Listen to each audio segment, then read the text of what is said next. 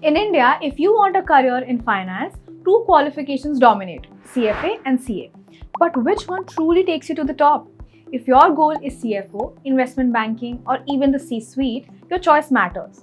And it's not just about accounting anymore. Let's break it down in 1 minute. In India, CAs have traditionally ruled top accounting firms, mainly in auditing and taxation. But as global financial services evolve, CFAs are rising fast. Global consulting teams in EY, KPMG, and Deloitte now prefer CFAs for valuation, risk management, and advisory roles.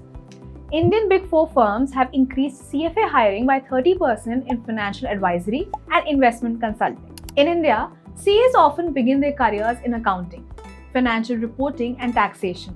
But when it comes to leadership in corporate finance, investment banking, asset management, and CFO roles, CFAs are far ahead.